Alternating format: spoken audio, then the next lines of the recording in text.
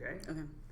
Welcome back to Comedy or Worse. I'm here with a very special guest.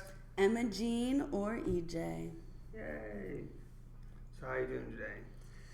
God, it's been frantic. It always is. It's always running around, you know. Yeah. ADHD. That makes sense. Yeah. How are you? I'm good, thank you. Good.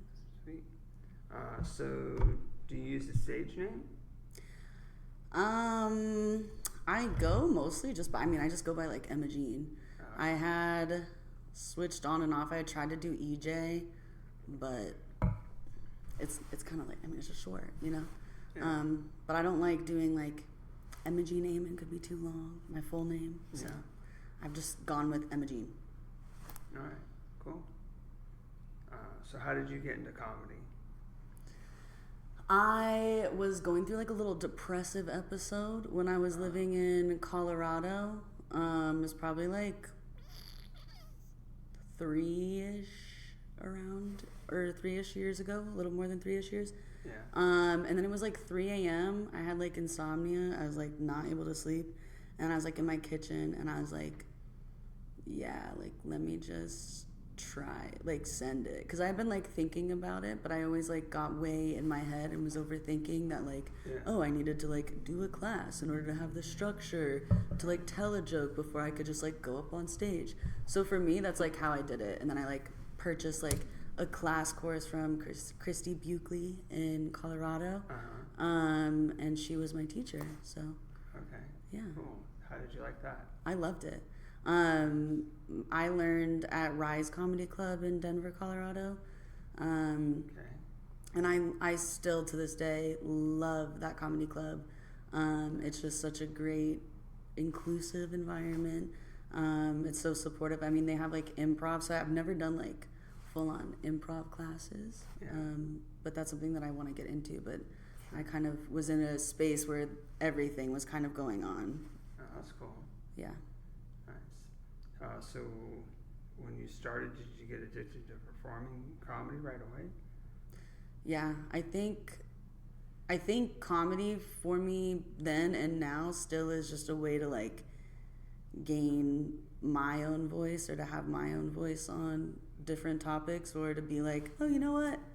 Yeah, I'm funny too, and I can take up like 2 to 3 minutes, 10, like whatever time that I'm allowed to have in a room to also be able to make people laugh and give another perspective. Yeah. But also, able to like view and express my own thoughts. Yeah. Through it.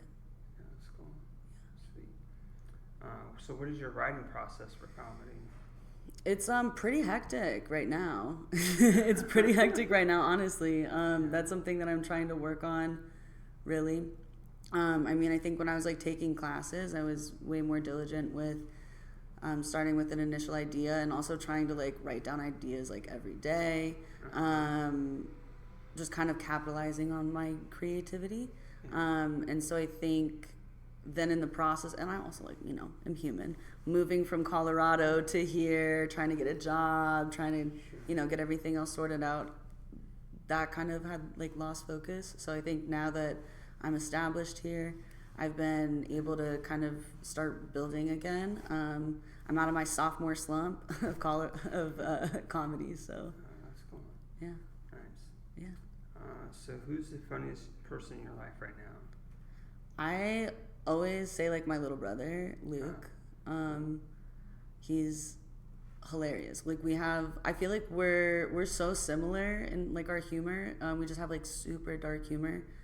So like anytime anything crazy happened in like our family or whatever, we just like look at each other, and then like we knew that we could joke about some real shit, So I always, he's literally like the funniest person I know ever.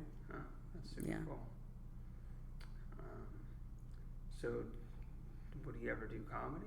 Nah, no, that's not for him. No, he would hate that. Yeah, he would hate that. But he just like, he himself is just hilarious as a person. Right. Yeah. Right. I think that would actually be like his worst nightmare, to like be like talking to like random people in a crowd. Yeah, he'd hate that. All right. And with everyone looking at him, he would hate that. Yeah. Yeah. Yeah. Cool. All right. So I asked this question of everybody. I don't always know what the answer is, but when did we meet? We met around when I had first moved here, probably like July, August or September, maybe. I think last year. Okay. At you're like, I don't even remember that, bro. Wow. You said You're impressed. beats me. At What? Spacebar, No. Michael Red's. Yeah. Michael Oh, Red's. I was like, You're like, definitely know it I was can. Spacebar. You said I can tell it down to the date and the time. Spacebar, Michael Red's mic. Yeah. Yeah. And that was when you were working on, or I think like I don't know if you were starting it, but I was obsessed when you're. And someday I'll make you come. Yeah. Yeah, maybe that's Yeah. started that. Let's see. So, have you ever traveled to do comedy? I mean, I've traveled really I guess I would say to LA from here. Otherwise, I would say like moving here from Colorado. Like it wasn't like for necessarily comedy, but it was like a part of the picture. Yeah. But otherwise, I haven't really gone and like I haven't like toured or done anything like that. But that'd be really cool. So, why did you move to San Diego? Well, the kind of like middle answer is like the appropriate answer is like you don't have to talk about anything you don't want to talk about. You said, why did you move here? The main reason I moved here, I mean, like part of it is like, oh, I wanted to. The polite answer is like I wanted to get away from the snow in Colorado. You know, Sure. oh, like enjoy the beach. Otherwise, it's just like I felt like I'd grown up, I guess, for the largest portion of my life in Colorado. Yeah. And I was ready for something different, a change. Sweet. And it felt like there were a lot of like chapters that were closing in Colorado. So it felt like time for me to go and move on to something bigger and greater. All right. Super cool.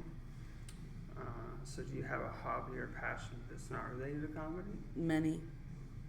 I got a lot. I like to garden. I'm like into like listening to philosophy and trying to like study it. But every time that I read it, I'm always like, oh, like I want to write it down. And so then I just like stop reading the book. So it's better for me to like listen and then try to like jot notes down. And then I like cooking and hiking. Wow. Yeah. So super cool. Yeah, super cool. It's a badass.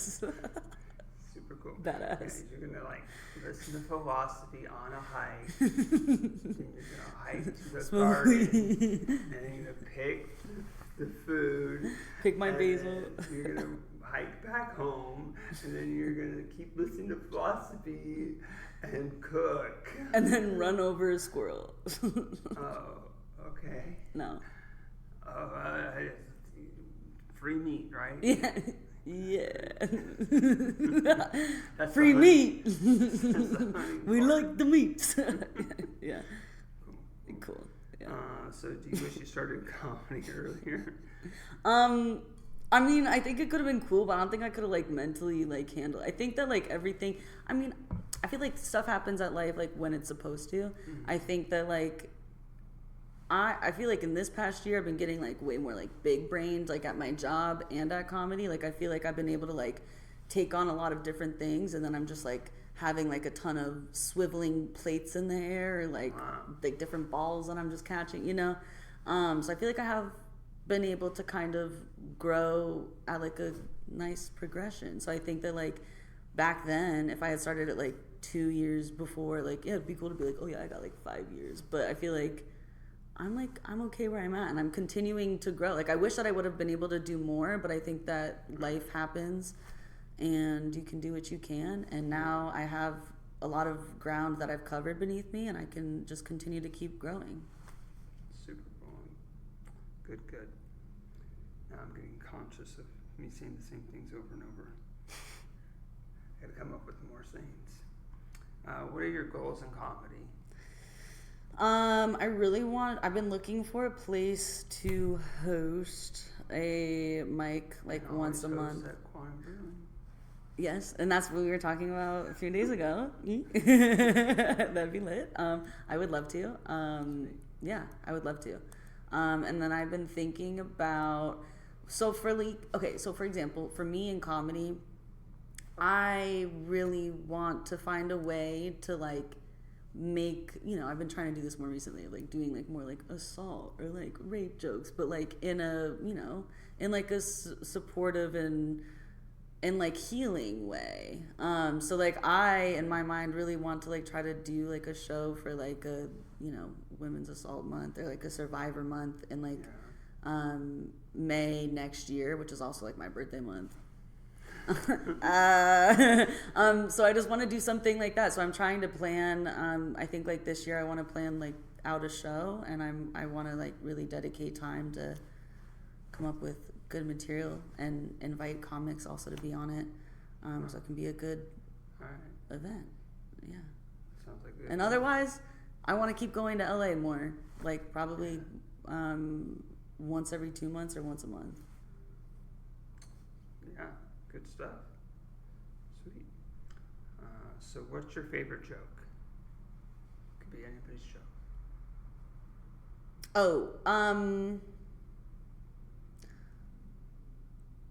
Okay, well, I have...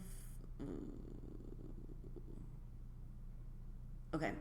I think, I'm going to do... you don't have to tell the joke. Just, you could just... The basics. Okay, well, then Gerard Carmichael in his new special, he has... he like his comedy has been evolving to more of like him being able to be real and like out loud with like who he is. And be more genuine with that. And then one of his specials was talking about like his family. And then his newest special was talking about how like every time something like crazy happens like in his life or in the world and people are like, oh my God, like what? He's like, nah, like I was expecting that. So he's almost, his like joke is talking about like whenever something's good, he's like, okay, like when's it gonna like fuck up, And so I really like how he has like a conversation too with his audience, and really makes it like personal, but also still like, keeps it fun and lively and engaging and also deep. Yeah, it's really, I think he's a great comedian. Sounds like that's hard to do. Yeah. Sounds very hard for like a full hour to keep them all engaged And yeah, you should watch the special. It's fire. All right. You got it. Yeah. So what was your first joke? I think my first joke, I was living with my little brother's girlfriend at the time. And they had like he had like broken up with her. Oh no. Yeah, and so then I was like, oh my God. I was like, you said you didn't see a future with her, but I still had one with her for like 6 more months. So then I was doing like a whole joke about feeling like, oh, am I like in this reality TV show where it's like I like get home and I'm like go to my room and I'm like, hi, like I just came home and I thought that they were like separated, but he's here. Like my own brother, like I didn't know that he was gonna be here, but they're just like messy. So that was funny. They didn't like it at the time, but now they think it's funny. Yeah. Because I kind of called them out. I was like, what are you guys doing? And then other ones were probably like ADHD jokes, but they were like, oh, okay, I got this one. One of mine was, did you know that people with ADHD have like a smaller prefrontal cortex? Yeah, apparently people with ADHD have a smaller prefrontal cortex. We just got that small brain energy, like small dick energy. Yeah. Hell yeah. Sweet. Hell yeah. Got it.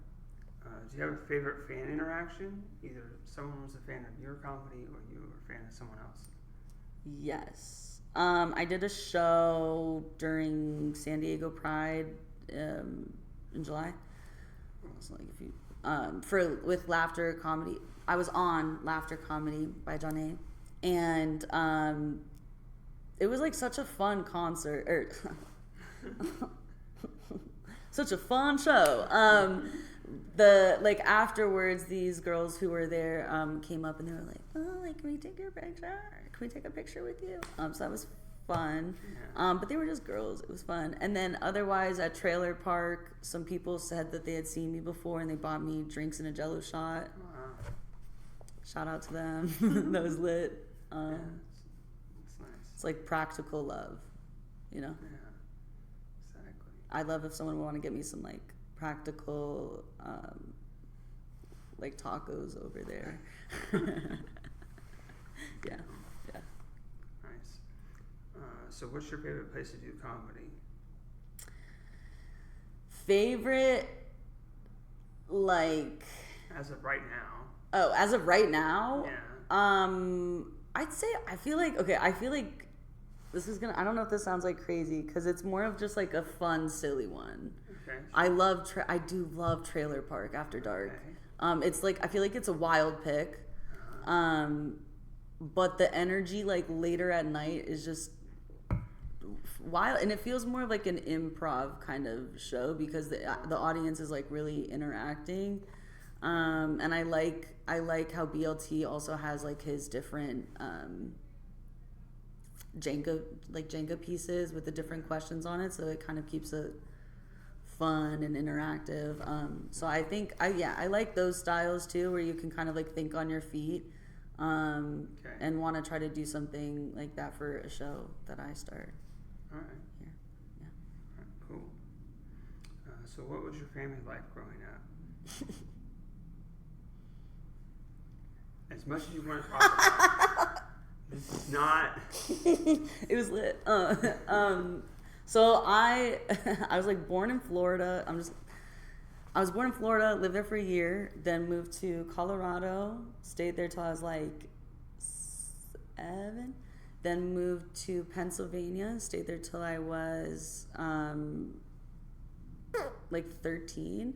And then at that time, my dad was starting, he was just like having a company in Colorado that he was starting. So me, him, and my little brother moved back, and then my sister came like later, or she came. And then my mom and older brother like stayed for a little bit to like sell the house and finish out his high school. So then later they came. Grew up in Colorado, went to high school, and then like college there. Lived in Prague for a little bit for like 4 months, and then came back, and then stayed in Colorado for a bit, and then moved out here. But home life, growing up, my parents were very like religious, very like Christian, and so I think during my young adulthood and growing up also was trying to kind of navigate and figure out how I felt with the world and everything like that. So I think that comedy definitely helped me to also like express myself, or it really helps me to like feel my true form almost of being like, oh, this is what I feel, and I or just joking, you know? Yeah. Interesting story. He said, So what was your earliest memory? I have like a trash memory.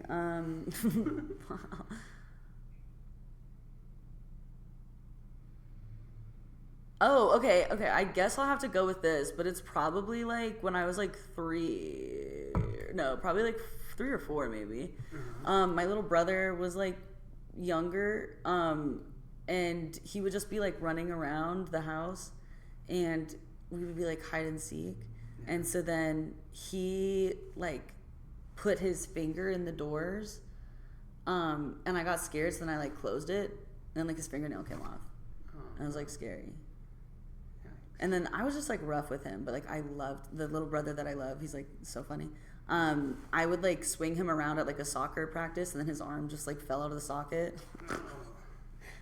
Now his arm, he like has messed up his arm so many times, so now his arm just comes out and he's like, oh, and then he literally just has to like push it back in. That's awful. It is. Thanks. Yeah. So do you do any other type of art? I like to watercolor, and paint, and I used to do ceramics, like throwing on the wheel, when I was in high school, and I really loved that. So I really would love to get back into that. I know that like the Spanish Art Village here in Balboa Park has like classes there. Okay. So I'm gonna check that out. Sounds like a plan. Yeah. So, what's the biggest audience you performed Probably like 100. He said, probably like 100 plus. But then, if we're gonna say like performance for no matter what, when I was younger, I like know how to do sign language, like ASL.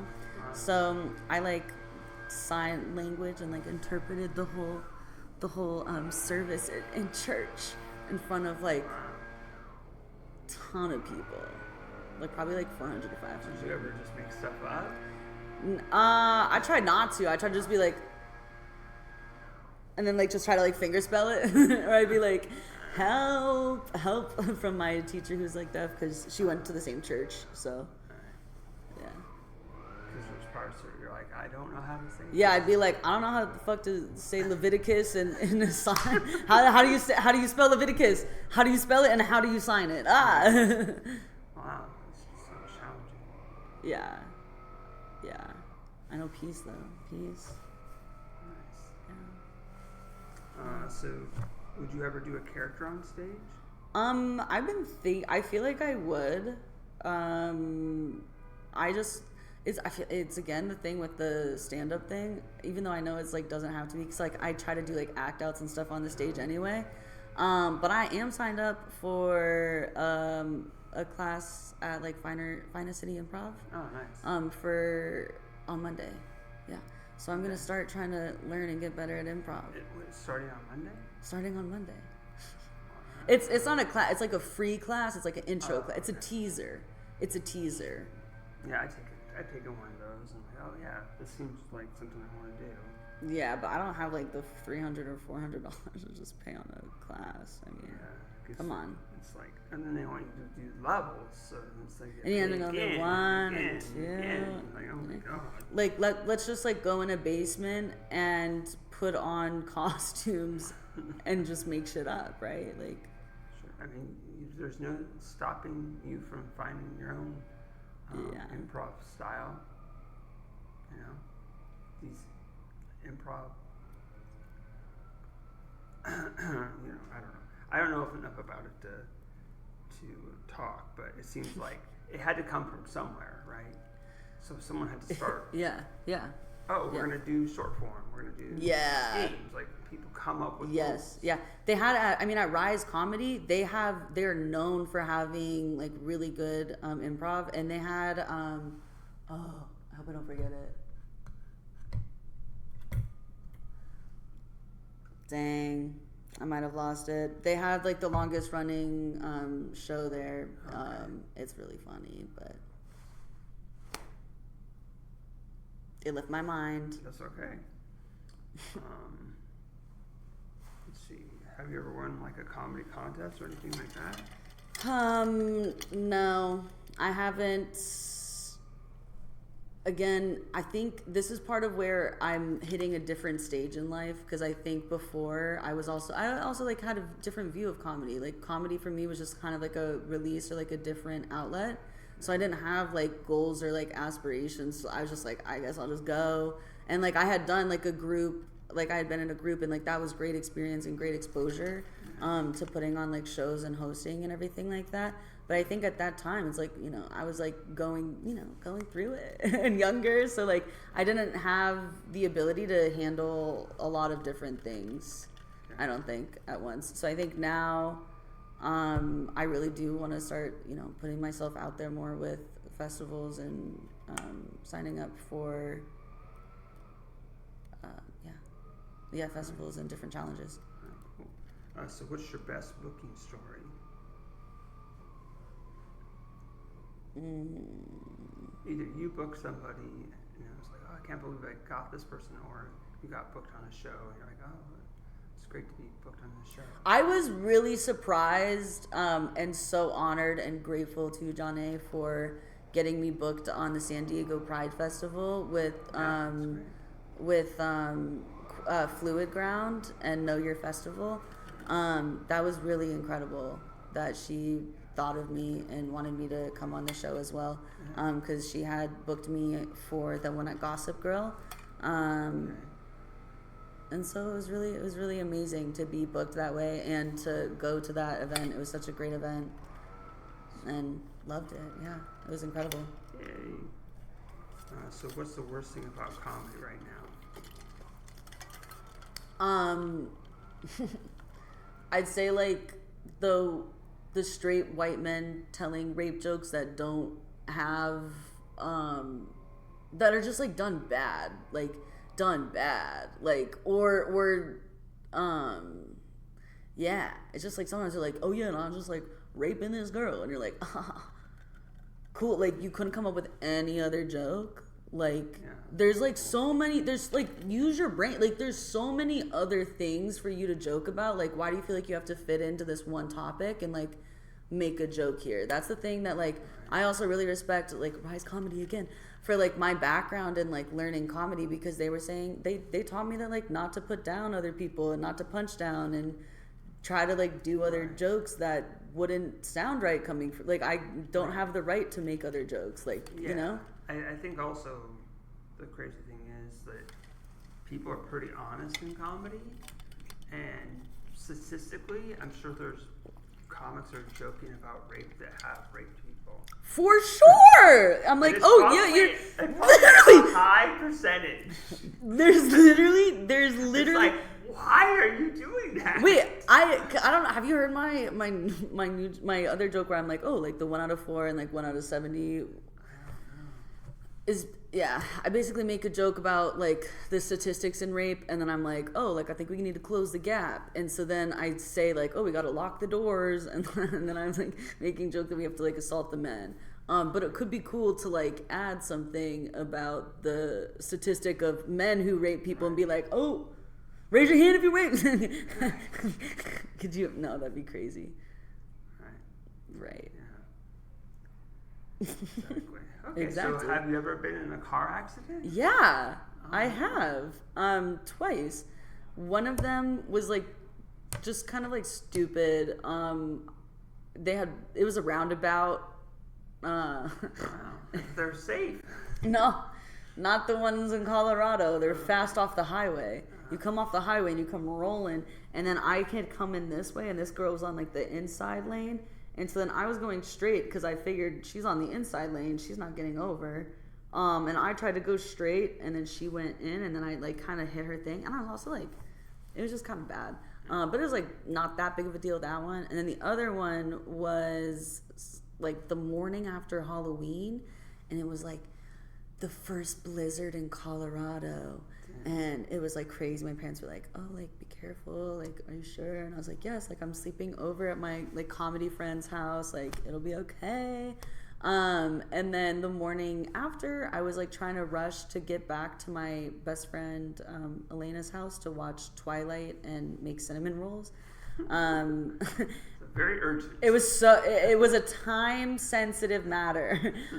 So I was like just on the highway, you know, like maybe like it was like a 4-lane highway, and I was like in the second to the fastest, and then there was just like slush, right? Like all on the highway. It was like slushy. It hadn't really been plowed yet, which is like the best time in Colorado to drive before it's been plowed.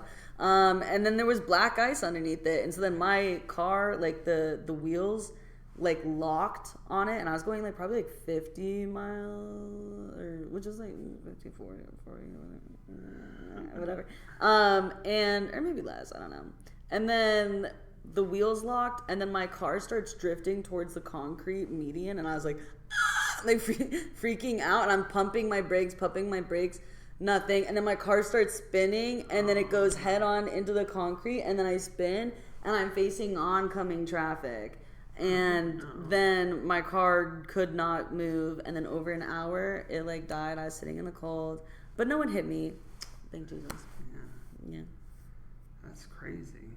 Yeah. Then I didn't have a car for like 6 months, and I bought my cute Honda Accord, and came out here. And I was like, I'm not driving in the snow. Sure, that's for a while. Big motivator. Right Yeah. there. Yeah. Yeah, I drove on black ice, and I was like, there could be black ice anywhere. Literally. And then I feel like I was going so slow, but still, you just hit it, and you're like, okay. But luckily, I was going slow enough that even though I was like drifting, it was like it wasn't going that fast. Yeah. So What did you hit? Would you hit another car? I didn't hit anything. Oh, but you were just drifting. There was also the good thing is there was no one else on the street. Yeah. Because I definitely went over on the other side of the road a little Fully. bit. Fully. Like, how can you not? Like, Yeah. you can't. You have no control. You're just like, okay, we're just physics here. Like, I'm just doing what makes sense. My car is just going in the direction it has to. You have no control. I mean, if I took and if like you a overcorrect, pole, then you're destroyed take too. a pole out and put it outside. Yeah, you're like Door, stop, and you're like, okay, and then you're like, oh, now I'm spinning around. Look, I didn't spin around. Yeah. Oh, and the other thing was, it's coming back from a snowboarding trip, and everybody else in the car was asleep. And then they're like, "What is going on?" They didn't know. They didn't even wake up. They didn't wake up for it. Okay, well, that's smooth. Yeah. Okay, smooth. I think afterwards someone said something, and it's like, oh yeah, we just got out of black ice. They're like, what? Yeah, that was funny. That's good. That's good. They didn't even notice. Yeah, thank goodness. Yeah, I mean, because then we're just all. Because then you're just like in the ditch, and then they would notice. Yeah, exactly. It could help push the car out of the ditch. Yeah, you're like, wake up, we're here.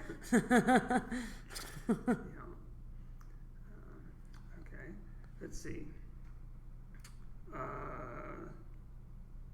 So, what is something that you would like to tell other comics that they don't want to hear?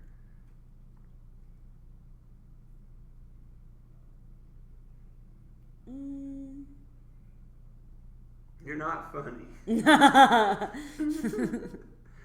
No one wants to hear in disgusting detail how you masturbate. I mean, it's funny for some. I'm just like, oh, I'll just like, take a little pause. There's this one comic in Denver, but he's hilarious. Jojo Pride. He had this joke about how he would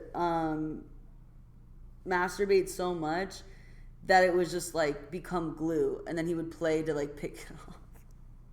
He would play the what? He would just like peel it off like glue. Okay, that's crazy. It's crazy, but he's a hilarious. I mean, he's a hilarious comic. But that's like other people. Don't try it. All right. JoJo could try it, but yeah. Makes sense. Okay, so do you have any merch? No, but I was working on a sticker. I'm working on a sticker with my artiste friend from college, Grace. So I'm gonna connect with her again and have her and work on a sticker. And then I really do. I'm trying lately. I've been trying to think of like my other like comedy like business name, or like a comedy or worse, or like a left on, So I've been. What do you think about Live Laugh Amen? Like Live Laugh Amen. Like my last name is Amen. Like Live Laugh Amen. I don't know. Sure, why not? So I'm working on that, and then I'm gonna get some merch. All right, sounds good. Sweet. So, do you have anything you want to talk about, or? Okay, yeah. How do you? I've been learning, so part of like philosophy. Okay. is there's this idea called like the digital panopticon. And it's like this idea that like there's all of these, you know, it's like regular like prisons, how it's just like, you know, they're all like on a wall and people like walk back and forth. This idea is like they were like, oh, it's like what if all these like people, you know, are like really bad, and like instead of like us like having to like hurt them to keep them in line, we'll have like this like watchtower that's like in the middle, and it'll be like a circle. So then and then like the watchtower has like this like double-sided glass all around it, so like the prisoners never know if they're being watched. So it creates this like constant fear and like this state of like self I don't want to say like regulation, because it's like an over extreme like vigilant kind of state of mind of like these prisoners are like, oh, like I guess I shouldn't do anything because I'm always being watched. And so then when you think of like that idea, this guy like Stephen West, he has like this podcast, Philosophize This, that's the one I listen to. He was saying that like, is AI turning like our society into like is it like bringing on a digital panopticon? Is it bringing on the idea of like I don't know. Like, because it's hard to know because, you know, it's so new. It's a tool, and you know, a lot of people are using it and probably using it more than they should. Really, there's people that are getting addicted to AI. Yes. AI is hallucinating, and then people are like not realizing it, and they're just believing what it says, and they're losing so many like there was a study that was saying your brain is like shrinking because you're not using your brain. You're like asking something else to think for you. But it's also like with AI, or like for example like with Instagram or like all the other things, that's like it's so ingrained in our society now. It's like, oh, like what would you do? Not have Instagram, not have YouTube, not have all these other things? Well, I mean, at some point, the interesting thing is technology. When do we start to not be human? You know, like say for example that we all could communicate by telepathy. Yeah. Either it's technology assisted or like they get a little chip and you're just like yeah. So, you know, what if you could just connect directly to the internet and you could talk to other people? But that's so crazy, because then that completely takes you away from the human experience. Like human experience is at the most. But you're not understanding that's just the connection, right? Yeah, what if you could record and play back other people's feelings and memories? I don't want that. Right. I don't want any of that. But that would be a way to empathize with other people, right? No, talk to me. Talk. Right, figure out how to talk. It's always filtered through language, right? Yes. So I just see how scary it could get with that. Have you ever read a story that it's from someone else's perspective, and then or it's like if you could read something in another language and it translates in your brain, like that would be cool. But it's like I can just hear or see like how, especially people in power, could like take that and make it so scary. Like for example, with the digital panopticon, like that whole idea is like, for example, when you're happy or sad, like or like whatever, it's like picking up on you as a person, so they can personalize so many ads to like almost make you a victim of like your own emotions and like buying into certain things or like spending money when you shouldn't, or you know, like they can weaponize certain people's like mental health or like other things like that because you can access all the data. Maybe that's like conspiracy, but it's already going towards that. I know. But okay. The best way to explain it is I love to play video games, and one of the reasons is because you can play through and be a different character. And you if you really get into it, you can go, not what would I do? It would be, oh, I'm playing this game. What would this character do in that situation? I feel like, and if you could extend that and to actually feel what other people were feeling, you're going to gain a lot of empathy for other people, in theory. Two things reminded me. I feel like you would love The Purge. I feel like you would go crazy for like a weekend where you could just do whatever you want. No. Also, when you were talking about that, I was like thinking about your conscience, right? Because I definitely done stuff that I'm not proud of. Yeah. And that's a way of self-correcting in the future. Sometimes I think of like, have these crazy thoughts and I'm like, wait, but would I be comfortable living with myself if I did that thing? And it's like, obviously no. You know? Yeah. I think like humans, like it's natural to want, I mean, it's good to like grow and to, you know, gain more experience. But I think like now as we're like evolving, we're making life like so much more complicated by trying to force like the use of technology, the force the use of like buying things. Whereas like, oh, if you could just go into nature, take your shoes off, put your feet on the dirt. Right, but it's all about, it's a tool. It's all about how you use it. You could use technology to figure out how to become self-sufficient. Yeah. Right? Yes, you can take online classes to learn how to make your own garden and you know, solar panels and all these things. So it's all just about how you use it. Yeah. How to like read other people's stories, experience what they've experienced, and try to empathize and grow as a person. You know, like look now. Do you know your neighbors? You know. Yeah. It's like we have to get away from this stigma of it's not only do people not know their neighbors, it's almost like they don't know how to talk to them either. Yeah, it's like awkward to talk to your neighbors. They come up with an app.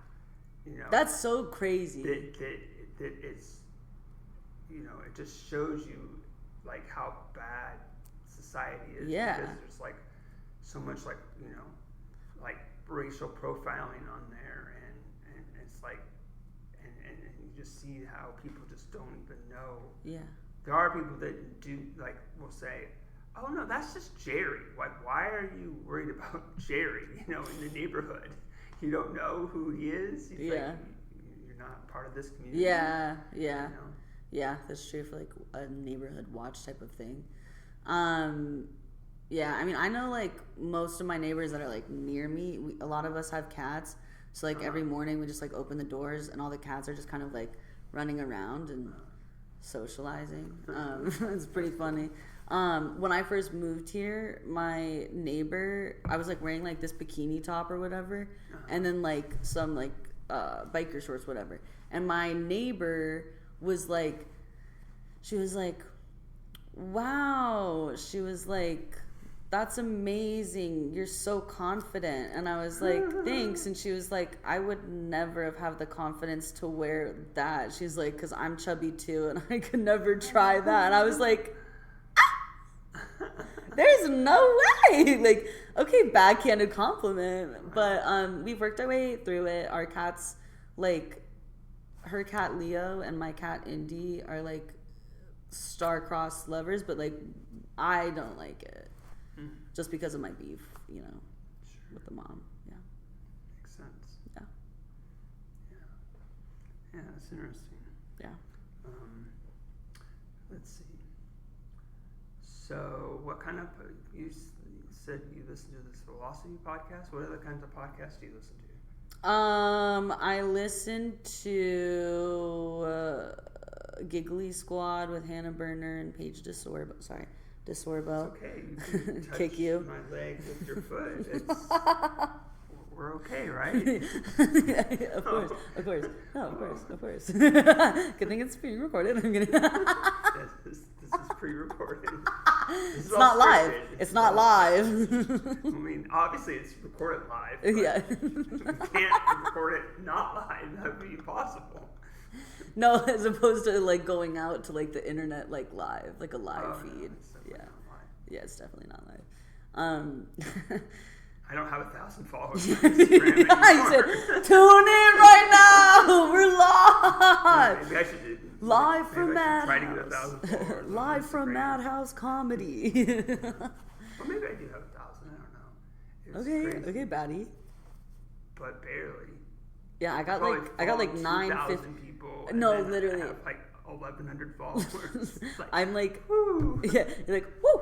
I got like 954 probably around there, and I got like 1,200 people that I'm following, and a lot of them are probably meme pages. Okay. At least they're not bots. No, never bots. Yeah. I mean, there's like a lot of real people in there for sure. But like I do mostly like to see like memes and like funny stuff on my page and like real stuff. Sure. Well, hopefully the meme is based on real stuff. Like I saw this meme the other day that was like, "Yo, what's up, Lindsay? Low hands," and it was like her and her hands were stretched all the way down to her feet, and it's like, I love that kind of stupid shit. Like that's so funny. It's a good pun. It's good. It's really good. Yeah. It was really good. Super. Otherwise,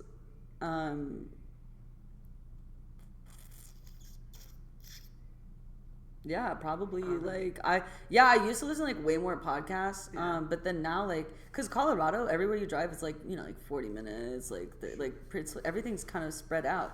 Whereas here, it's like a 5-minute drive, which I'm so thankful for. But I don't really have my podcast listening time. Yeah. All right. So, are you reading any books or just philosophy books? Yeah, but it's a philosophy book that I'm like. It's called The Denial of Death by Ernest Becker. And it talks, I mean, a lot of it is just like how people like want to deny that they're going to die at some point. And so then they try to find all these other different things to like pad up their life or to fuel their ego, in order to feel like they're leaving something behind instead of just being like, how can I enjoy every moment and how can I be present? Okay, why not both? Sure. Yes, and we're doing this. Yes. But like the example was like for people who are like, oh, I got to start wars and I got to like take nations. It's like, oh, what are you doing that for? Right. Like, I mean, unless if it's like, oh, like you need to like actually, but like people who are just like trying to dominate for no reason, like, trying to prove something and you don't have, Yeah. Interesting. So what got you into philosophy? I think like philosophy, there's like this joke a few years ago that's like, oh, check on your friends that like make banana bread because like they're depressed. I think like philosophy is like the existential version of like depression. So check on your friend that listens to philosophy, but it's more of like, I think because I started out kind of like, oh, like rainbows and butterflies, and then I was like, no, and then I was like pretty like nihilistic, and then I was just like, oh, like nothing has like any purpose at all, and then I'm like, oh, maybe there is more purpose, and maybe like the purpose of life is partially like I'm gonna be here for so many years, whether or not I always like want to or not, but it's like, oh, I'm gonna keep growing, keep striving and growing towards my goals, and that was kind of like younger in life, I'd say that I was kind of more in that area of like, but I think as I've gotten older, I've been viewing that like there is so much opportunity and growth and room for happiness, So do you think philosophy is helping? Oh yeah, that and like reality TV shows because I watch I'm telling you, play some like Japanese role-playing games and really get into the characters and stuff. I can do like a few funny ones. Yeah, and it's gonna beat the pants off of reality TV. Oh, wait, role play? Yeah, role play like sexual or like just regular? Not sexual, no. You said role playing, like you're just like role playing games. Oh, RPG. Oh, you're saying an RPG? Yeah. I thought. Yeah, play an RPG. It has way more artistic value than. Well, I play like Zelda. There you go. I play Zelda and I play some other games.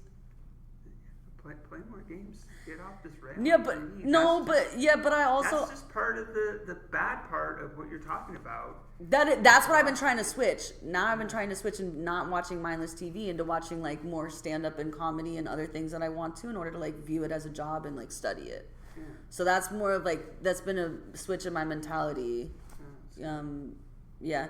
And I love doing games, but I like board games or like games outside where you're like, oh, chase ya, or All right. You know. Sounds good. or like catch. Sure. Playing catch is cool. Yeah, absolutely. Nice. Yeah. Yeah, there's like volleyball groups and Yeah. all kinds of stuff. Yeah. I have like a tennis friend that I used to go and play like once or twice a week, and then now we're just like once a month maybe. Uh-huh. Yeah. Well, you gotta get more Yeah. friends. Totally. Yeah. Right?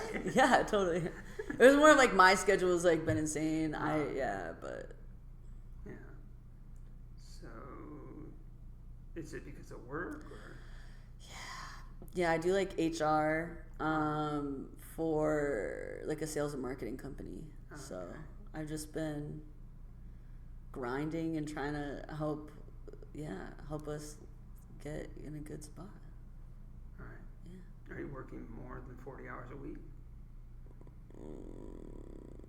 Sometimes, give or take. Sometimes it's like 35. Sometimes it's like 40. Sometimes it's like a little bit more. But it's also then it's like I am involved in like my cute little church because I just like work with a bunch of like older people, and they're so fresh. And we set up like the altar guild. It's like I'm on altar guild, which is like you set up the altar for like communion. But we all just like get together and like gossip about like the retirement home drama. So it's like That sounds like reality TV. it literally is. It's like free and it's in the Lord's house, so it's okay. This doesn't make any sense. Yeah. Gossip. It's by definition. If you gossip Jesus in would front gab. of- Jesus would be so like, you obviously don't gossip in front of the person that you're talking about, right? no. So you should never say something you wouldn't say. No, oh, and I would say it to them. Oh, okay. Yeah. There you go. I would say, You're you're off being the rude. You're being rude. You're doing a lot better than a lot of people. Oh, yeah. 'Cause Yeah. A lot of people would say, No, I would never say something like so vile, so like mean. No, I'm not like that. And I would tell them, and I'd be like, hey, were you intending to like come across like that or not? Because like you're an adult, you can also take responsibility for your actions or clarify if I'm misunderstanding. sure. Yep, absolutely. All right. So do you have any? This is gonna come out, I think, beginning of September. Do you have anything coming up? Shows or? Not booked yet. Oh, what's the best place for people to get a hold of you? Oh, Instagram at TheMMAJean, the EmmaJean, and it's one E in the middle. The EmmaJean. And I'm trying to get better at YouTube, so I would love to network with you about that. I just put stuff up. I don't. It's like very limited what I do. That's perfect. It's just trying to be consistent. Yeah. This podcast is. I think you're going to be episode 102, and it comes out every week. And that's the way Sweet. I'm doing it. Sweet. And I'm also on like TikTok, but then I like took a pause for a while because of the whole like it was gonna change, and then I was like, all of our data. But as a comedian, you kind of have to. I mean, I'm already like out here. It's like might as well just sell all my data, you know. I'm already out here. Sell it all. Sell the data. Yeah, they already know everything anyway. They already know me. They already know me. Yeah. Exactly. All right. Okay, so I think that's a good podcast. It's incredible. Right? Yeah, it's incredible. Yeah. Thank you. Thanks so much for being on the show. Thank you. And that was Comedy or Word.